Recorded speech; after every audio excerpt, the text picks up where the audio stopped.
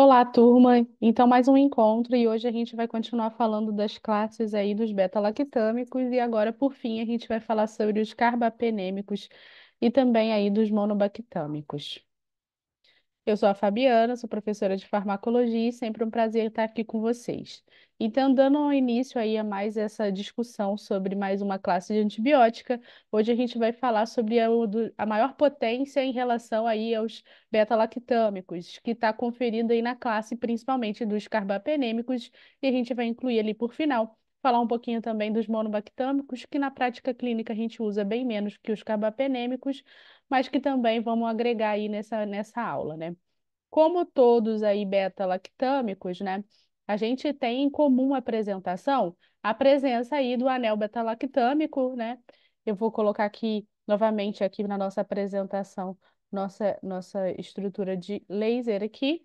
E aqui a gente vê novamente aqui a presença do anel beta-lactâmico e ele que confere atividade antimicrobiana, né?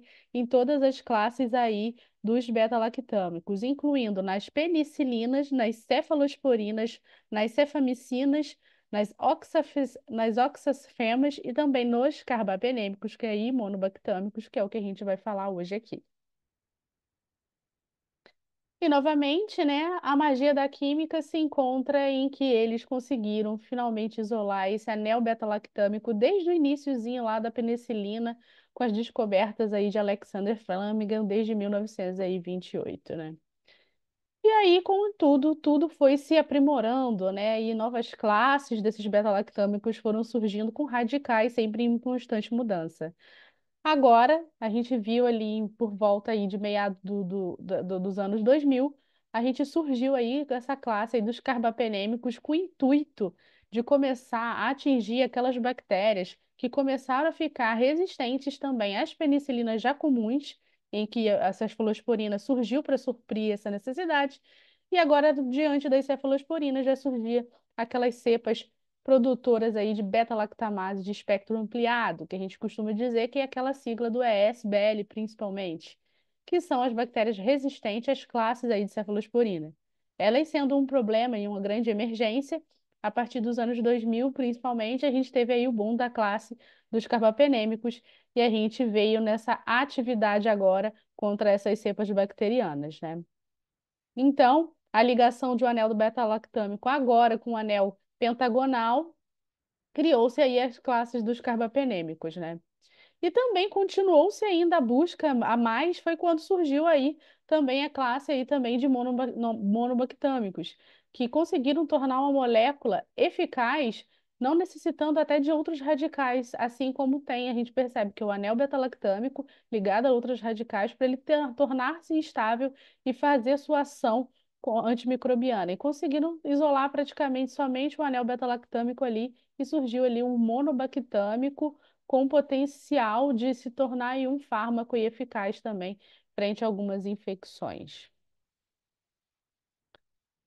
Falando aqui novamente, né, dessas classes aí, agora as carbapenêmicas são antibióticos de certa forma de origem natural, porque também foram oriundos, assim como no início das penicilinas, de culturas também de fungos, tá? Aqui a espécie agora de fungo é Streptomyces.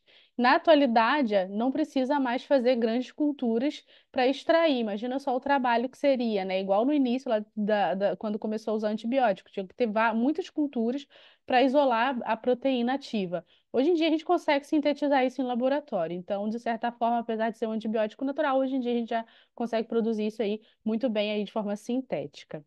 E a atividade dessa classe aí dos carbapenêmicos, né? A gente costuma dizer que a gente não sabe o que tem, faz meropenem. Meropenem é uma glande, claro, é um dos principais medicamentos aí dos carbapenêmicos, né? Porque o espectro de ação é muito amplo. A gente vai ter atividades contra as inúmeras bactérias de gram-positivas, de gram-negativas também, e também atividades contra cepas aí anaeróbias também. E também atividades naquelas que já têm potencial resistência, né? Que já são produtoras aí de beta-lactamases, sejam elas penicilinases, sejam elas cefalosporinases.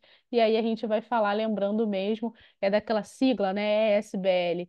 O foco do uso dos carbapenêmicos é já pensando nas bactérias produtoras de beta-lactamases de espectro aí ampliado. E lembrando que como é um antibiótico que também age em parede, né, bacteriana, né, que a gente tem que lembrar desde o início das nossas aulas, né, ela vai em busca do sítio de ação, a proteína ligadora de penicilina, né? Com isso, a gente vai ter a inibição da transpeptidase. Inibindo a nossa transpeptidase, não vamos ter mais as ligações de oligopeptídeos que vão firmar as nossas paredes de peptídeo-glicanos que contém o ácido acetilmurâmico e o outro ácido também, que forma aquela parede rígida e consigo, não tendo mais essa ligação entre essas paredes de peptídeo-glicano, essa frouxidão da parede vai levar, consequentemente, à fragilidade lisa e osmótica.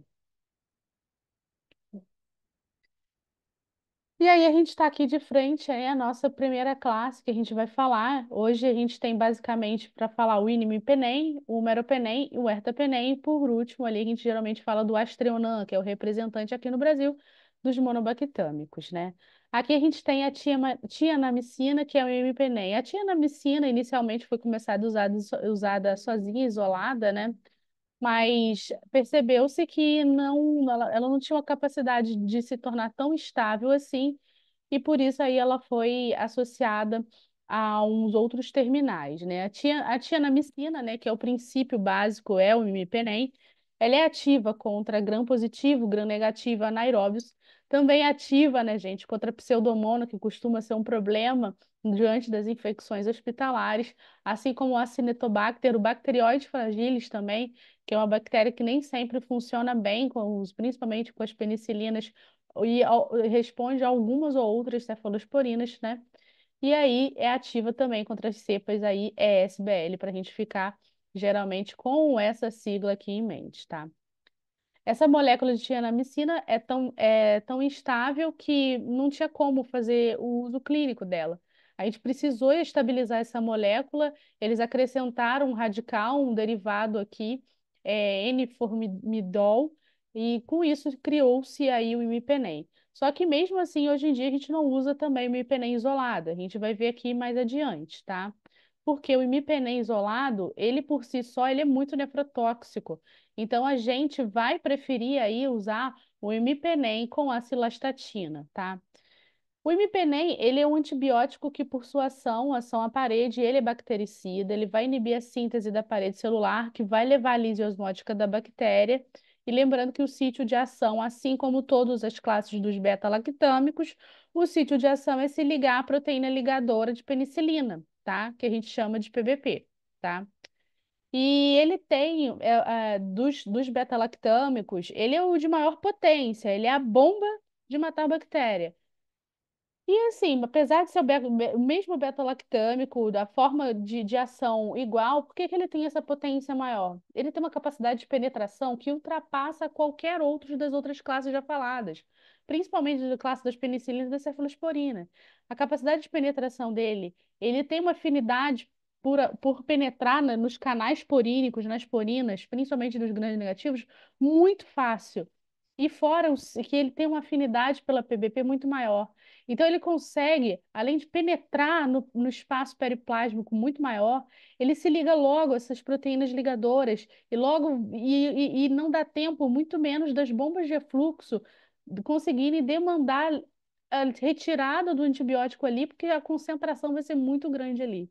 Então, por isso que a gente fala que ele é uma bomba, né? Então, é um antibiótico aí que não vai nos auxiliar muito diante de infecções graves, muito diante de germes que são desafiadores, quanto à questão de resistência, tá? Para a gente ter noção, ele possui uma atividade supressora de crescimento bacteriano, mesmo assim, de 2 a 4 horas após as concentrações do antibiótico cair. Ou seja, está praticamente sem antibiótico, mas ele é tão potente que ele faz essa inibição de crescimento aí de bactéria. Em relação por que que ele é acoplado à cilastatina, é por essa questão. Porque o imipenem sozinho, ele vai sofrer uma ação de uma enzima contida lá no rim, que a gente chama de hidropeptidase 1.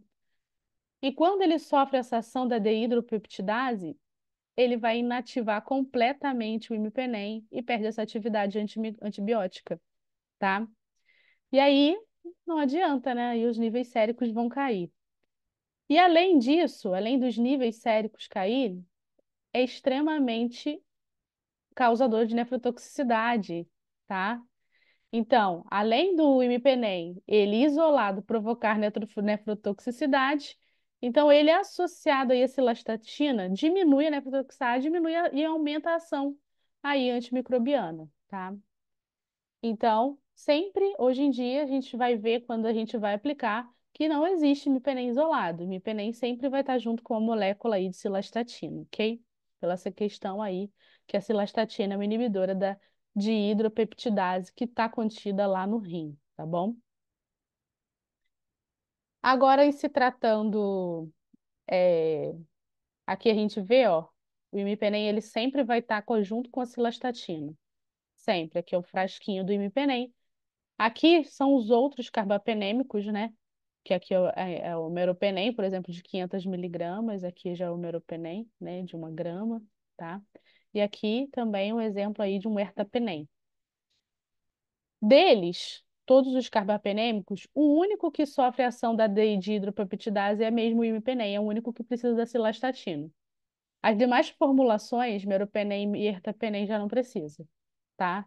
Então, eles não vão sofrer essa metabolização aí pela dihidropeptidase e ambos não vão gerar aí essa nefrotoxicidade, ok? Ainda falando do imipenem, eles têm um espectro de ação assim muito semelhante, né? Então, muitas coisas vão servir para ambos, são poucas outras coisas ali que vão diferenciar, mas a gente vai explanar legal aqui.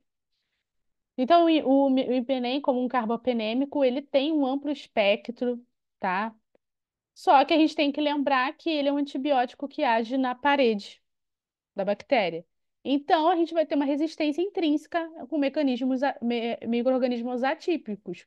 Por exemplo, micoplasma, clamídia, legionela, né? Que são germes aí isentos de parede celular. Então, a gente não vai ter ação, tá?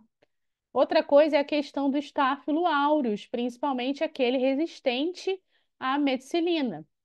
O estáfilo resistente à meticilina também não vai responder a esse carbapenêmico, tá? Infelizmente, o estáfilo aureus aí resistente à meticilina, a gente vai ter poucas drogas aí com ação. No caso de um paciente com potencial gravidade, o uso venoso, geralmente o que a gente vai ter disponível na maioria dos hospitais é o uso aí da vancomicina, tá? E na atualidade, apesar dele ser a bomba em questão aí, os carbapenêmicos, a gente já tem também bactérias que já produzem também enzimas que podem degradar os carbapenêmicos, que a gente vai chamar de enzimas produtoras aí de carbapenemases, tá? E detalhe, quando a gente fala do imipenem, a gente fala da pseudomona. A pseudomona em si, que é um problema intra-hospitalar, cerca de 25% dessas cepas, elas já são resistentes ao imipenem.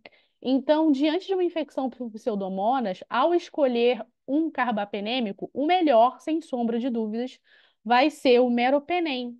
Apesar do imipenem também ter atividade, ele já tem essa porcentagem aí de 25% de resistência. Então, você vai precisar aí provavelmente aí do meropenem, tá? Todos os carbapenêmicos, gente, somente são para uso parenteral, tá? Não tem carbapenêmico de uso oral. Eles vão ser para injeção intravenosa, sua grande maioria, e um caso ou outro ali para injeção intramuscular, como o caso do ertapenem, tá? Eles têm uma ótima penetração naquelas barreiras que geralmente demandam de uma lipossolubilidade da droga.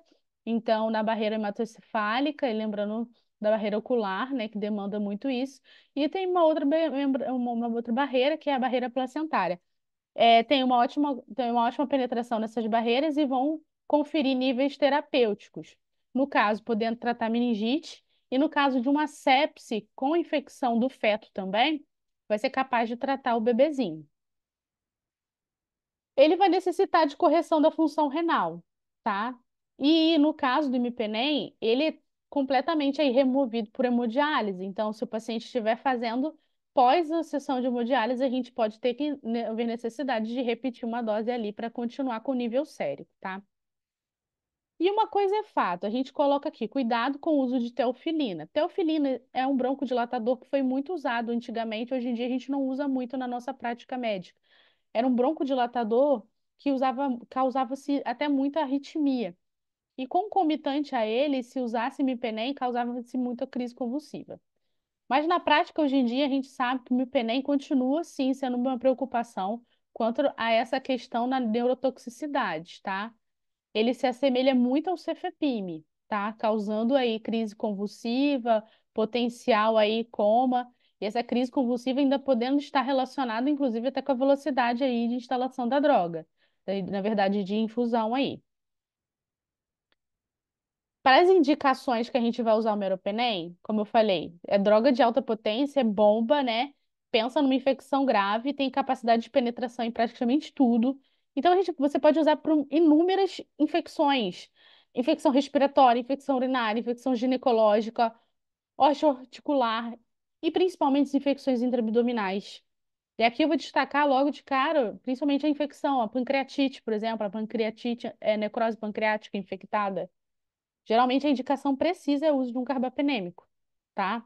Mas as peritonites, colecistite, abscessos hepáticos, enfim, também abscessos renais são ótimas escolhas. Pensou em abscesso intraabdominal? Geralmente os carbapenêmicos são perfeitos para esse tipo aí de tratamento, tá? E pensou num paciente com uma infecção hospitalar que está séptico grave? Que a gente não tem tempo para errar. Às vezes, o carbapenêmico é uma medicação muito aplicável, tá?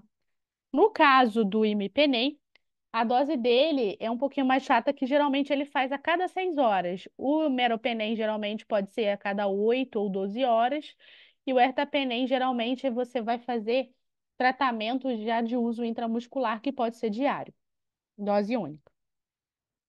Efeitos adversos, agora no caso do imipenem, a gente tem que lembrar, geralmente não vão ser assim tão frequentes, né? Deles ali eu destaco, sinceramente, gente, imipenem você tem que lembrar que é crise convulsiva. Que fique isso na memória da gente, porque isso é muito mais frequente. Dos efeitos adversos, o que você mais tem que pensar, consequentemente, é aí a crise convulsiva, principalmente associada ao uso aí de meropenem, tá? Mas lembrando que a maioria das vezes vai ser inclusive com aqueles pacientes que podem ter predisposição, como por exemplo um paciente que já tem uma sequela de AVC, ou é um paciente muito idoso, é um paciente que já com uma doença neurodegenerativa. Esses aí ainda é mais fácil ainda de acontecer uma crise convulsiva. Mas outros efeitos também a gente pode citar, como os efeitos gastrointestinais, efeito leucopenia, alguns efeitos hematológicos como plaquetopenia, tá? Mas, sem sombra de dúvidas, o destaque aqui vai para as crises convulsivas, né? E aqui para a gente lembrar, né? Infecção hospitalar, e aí, de sombra de dúvidas, a gente vai lembrar daquele paciente que está lá na terapia intensiva, tá sob suporte intensivo aqui. Aqui a gente vê um paciente com ventilação mecânica, ele está entubado, e um potencial aí risco de pneumonia associada à ventilação mecânica. Geralmente, uma pneumonia associada à ventilação mecânica, já após 5 dias aí de ventilação, o tratamento recomendado inicial já é um carbapenêmico, associado muitas vezes a uma vancomicina para cobertura daquele estáfilo meticilino resistente, que também pode estar ali, tá? Então, o tratamento de uma pneumonia e associado à ventilação mecânica com mais de 5 dias de ventilação, geralmente o tratamento é empírico para começar com carbapinêmico mais uma vancomicina. Outro exemplo aqui, a gente vê, por exemplo, um parênquima renal completamente destruído, com coleção, né, dentro desse parênquima, um abscesso aí renal, um abscesso nefrético, já indo ali, ó, concometendo ali os músculos também dessa parede aqui dorsal. Coleção intraabdominal, abscessos intraabdominais. Os carbapenêmicos também são antibióticos de escolha. Alta potência nas bactérias gram-positivas, gram-negativas com potencial resistência às cefalosporinas e também com ação aí na anaeróbios, incluindo bacterióides fragiles, né? E aqui a gente vê também, ó, aqui, ó, próximo aqui é um pâncreas. É uma arquitetura de pâncreas completamente aqui, com uma coleção, tá? E presença de gás de permeio, né? Uma necrose, provavelmente aí, uma necrose pancreática infectada. E aí o tratamento de escolha também é carbapenêmico, tá? A gente vai fazer. Então, o uso de carbapenêmicos não vão estar aplicados geralmente a infecções brandas, vão estar aplicados a infecções severas ou pacientes selecionados com infecções por germes resistentes, tá? Então, o carbapenêmico vai ser uma medicação muito usada na prática diária de vocês, principalmente vocês trabalhando aí em unidade hospitalar, tá? Vai ser bem frequente na vida de vocês. E agora falando um pouquinho do meropenem, uma das particularidades, que assim como o imipenem, ele é ótimo para tratamento de meningite. E aqui eu destaco também aquela meningite por Listeria monocytogenes, que inclusive pode ser uma infecção do recém-nascido, né? Diferente do imipenem, ele não vai ter nem nefrotoxicidade e nem vai ser degradado pela dihidropeptidase renal. Não existe isso no caso do meropenem. Também na verdade, nenhum carbapenêmico ele vai agir, ele age no Staphylo aureus, mas se o Staphylo aureus for resistente à meticilina, ele é um problema, né? Então, ele vai ter que ser abordado com outras classes aí de antibiótico. Infelizmente, os carbapenêmicos também não serão capazes de atingir esse Staphylo resistente aí à meticilina, ou no caso aqui no Brasil, né, que a gente vai falar que é o Orza, né, o resistente aí à oxacilina, né? O meropenem a gente vai indicar ele para tratar as sepsis no geral. É o famoso não sabe o que tem, use meropenem, né? Sepsis no geral. Às vezes tratamento empírico no paciente que está em franca gravidade, um choque séptico, né? Hipotenso, com hipoperfusão. Paciente usando doses altas de amina, geralmente você não pode brincar, então geralmente o uso de meropenem aí pode estar aplicável, tá?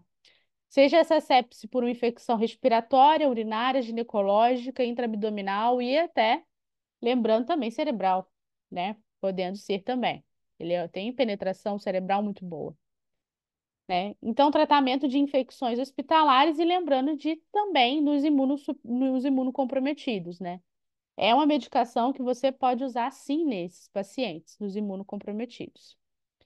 No caso, se tiver injúria renal, não significa que ele seja causador da nefrotoxicidade, mas ele vai ter um nível sérico muito maior, então pode potencializar os efeitos colaterais. Então, você tem que fazer a correção da dose, tá? Então, necessita de correção da dose, tá? Ele tem efeitos adversos muito semelhantes ao Inuipenem, mas sem sombra de dúvidas. Ele tem um potencial de causar convulsão muito menor, tá? Eu vejo muito usar meropenem na nossa prática aqui, nossos hospitais têm, e o uso de meropenem eu não, praticamente quase nunca vi usar crise convulsiva, diferente igual do uso do cefepime. Cefepime eu já vi algumas vezes a crise convulsiva ocasionada por ele também. O imipenem, como eu não tenho muito aqui na minha prática, geralmente o padronizado foi meropenem aqui, tanto nos nossos hospitais da região. A gente usa muito meropenem, o meropenem ele causa menos e eu ainda não presenciei aí uma crise convulsiva ocasionada, não. Então, geralmente, crise convulsiva a gente foca mais quando é usado aí o imipenem. E aí, agora a gente vai falar, por último, do ertapenem, tá? O ertapenem já é um antibiótico aí de espectro também semelhante aos outros dois já comentados, imipenem e meropenem. Só que ele tem, apesar de amplo espectro, ele tem umas ressalvas um pouquinho maior, de não ter tanta atividade assim. Geralmente a gente até fala que não tem atividade, né? Quanto a enterococo, pseudomonas e também o estáfilo meticilino resistente, tá? Então, nesses germes gram-negativos hospitalares, assim, que geralmente você tem que pensar numa cobertura, é Pseudomonas enterococo e esse Staphylo MRSA, ou seja, não adianta usar ertapenem. Ele também não vai sofrer ação da dihidropeptidase renal, tá? Não precisa se preocupar e ele também não causa nefrotoxicidade. Então, para que que eu vou usar ertapenem? Então, ertapenem, de certa forma, ele foi um tipo de carbapenêmico praticamente criado aí no intuito da gente conseguir usar ele, às vezes até por dose única, tá? E às vezes até por injeção intramuscular. A maioria das vezes ele é indicado para infecções assim mais graves, mas com um cunho aí que muitas vezes que veio da comunidade, tá? Então, infecções por gram-negativos e anaeróbios, principalmente, tá? Porque gram positivo, ele não é tão bom assim também, tá? Então, infecções intraabdominais cirúrgicas moderadas. Ele é ótimo para monoterapia no caso de infecção aí do pé diabético. Então, ele, por exemplo, para pé diabético, e inclusive para tratar em forma de day-use, às vezes aquele paciente que tem pé diabético fez já vários ciclos de antibiótico e a última vez pode ter isolado alguma bactéria já produtora aí de ESBL.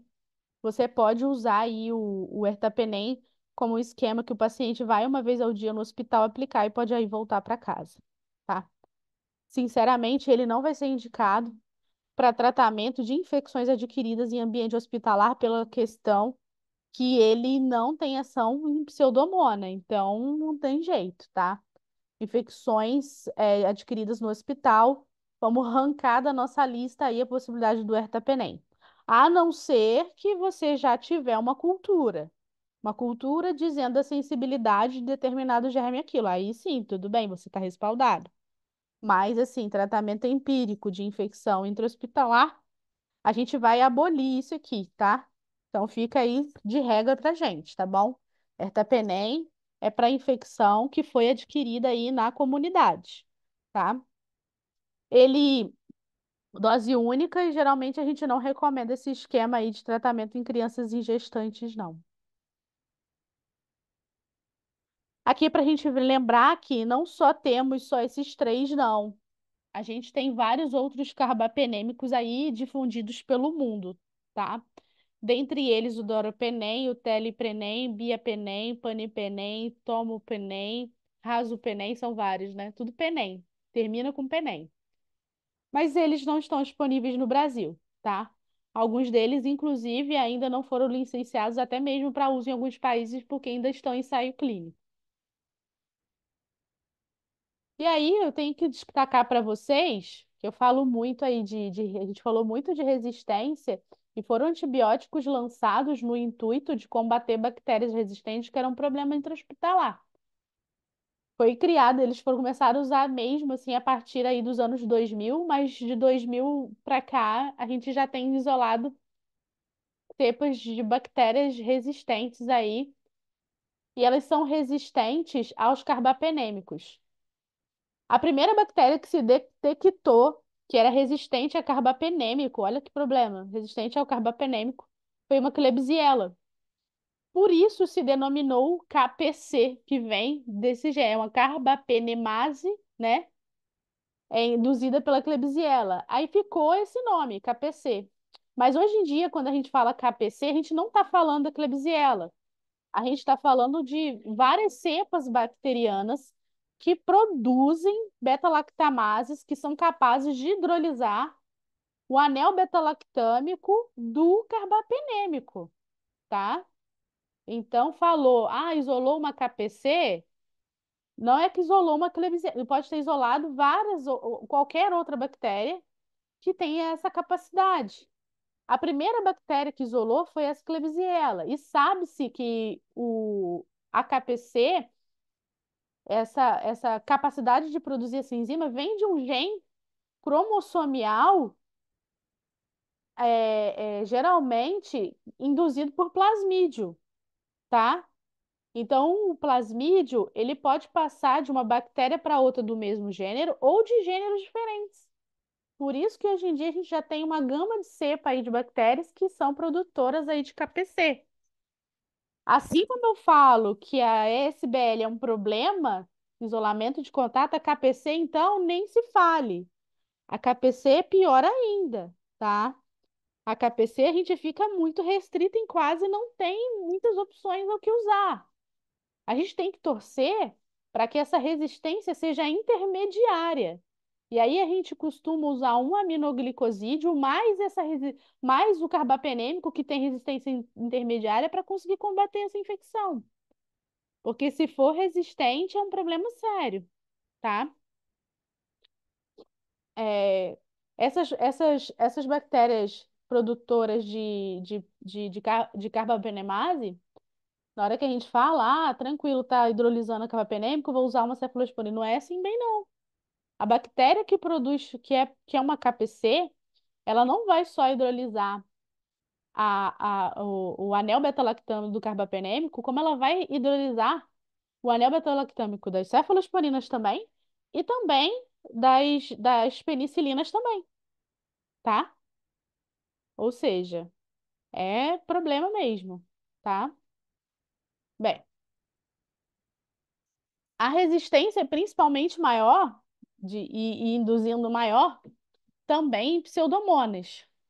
Mas no caso aí das pseudomonas, elas costumam induzir essa resistência a carbapenêmico por incapacidade de penetração nas porinas. Elas começam a formar porinas de configuração anormal, em que aquele efeito chave e fechadura não vai conseguir se acoplar direito e o carbapenêmico não entrar, tá?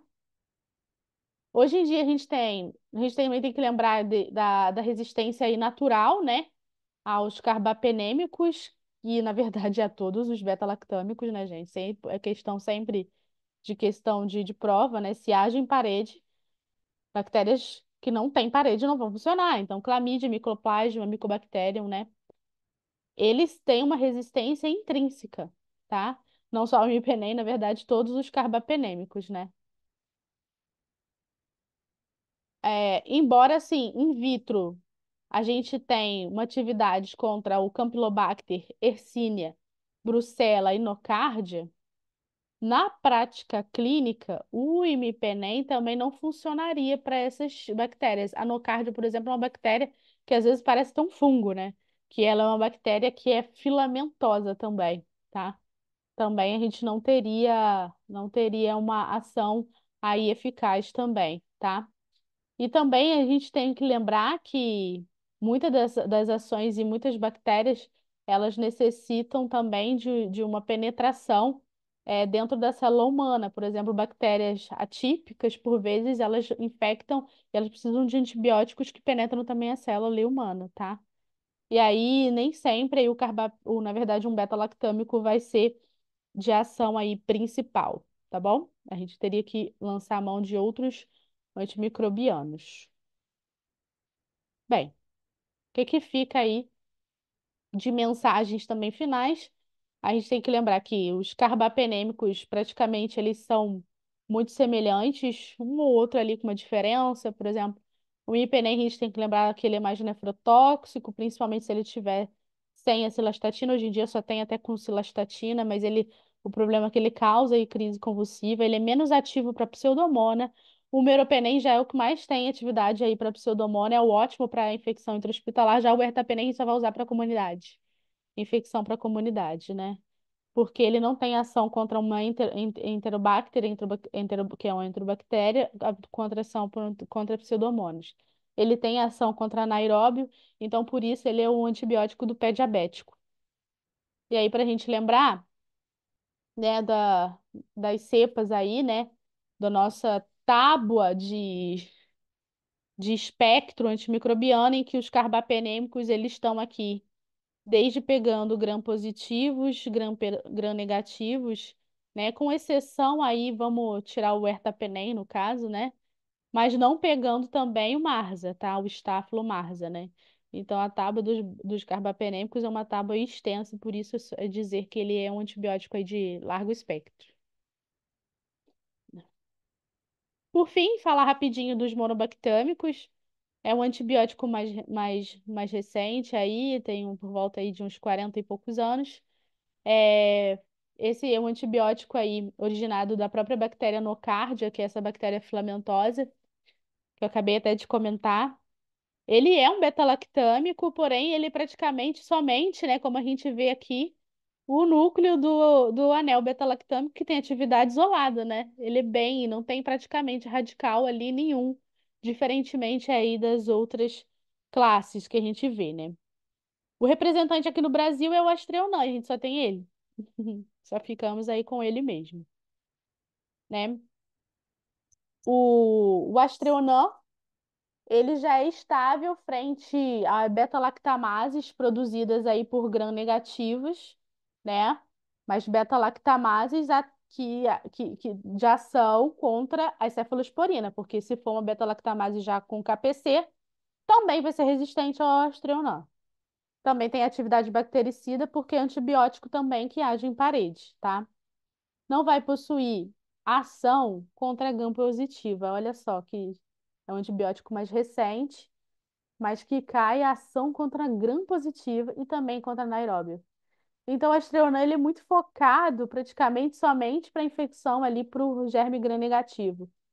Não é comum a gente encontrar Astreonã. Astreonã é um antibiótico que vai ser usado nunca em terapia empírica, praticamente. Não vai ser terapia empírica. Ele vai ser focado no antibiograma que isolou uma bactéria gram-negativa resistente a demais classes, mas com sensibilidade a Astreonã, tá? Para quem que a gente geralmente vai usar? Cepas, por exemplo, de pseudomonas resistente a aminoglicosídeos, né? Aminoglicosídeos é a nossa opção de sinergismo, né? É a nossa opção que faz com que a potência dos nossos beta-lactâmicos seja elevada a 1000 quase, né? Brincadeira, né? Seja elevada essa potência aí dos nossos beta-lactâmicos. São ótimos, ótimos antibióticos sinérgicos.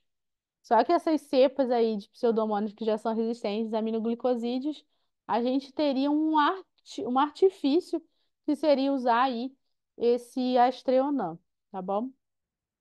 Ele também é só para uso intra-hospitalar, pode ser intravenoso quanto intramuscular, pode atravessar a barreira hematoencefálica e placenta, inclusive atingindo níveis terapêuticos no feto. Ele necessita também de ajuste na função renal e ele é dialisável, necessitando talvez de replicar a dose após uma sessão de hemodiálise ali, tá? Então, o tema aí, lembrando que os carbapenêmicos são de grande uso quando a gente for pensar no nosso trabalho em intra-hospitalar, tá? E ele é nossa alternativa nos quadros de potencial gravidade, né? E frente às infecções aí por germes já de potencial resistência, né? A gente fica aqui, deixa a bibliografia para vocês poderem também, novamente aí, sempre acessar o Goodman, nossa Bíblia aí da farmacologia, e o livro do Walter Tavares, que está sempre muito completo e bem atual, que traz muita experiência clínica aqui também sobre o uso dos antibióticos. A gente fica aqui, a gente se vê em breve.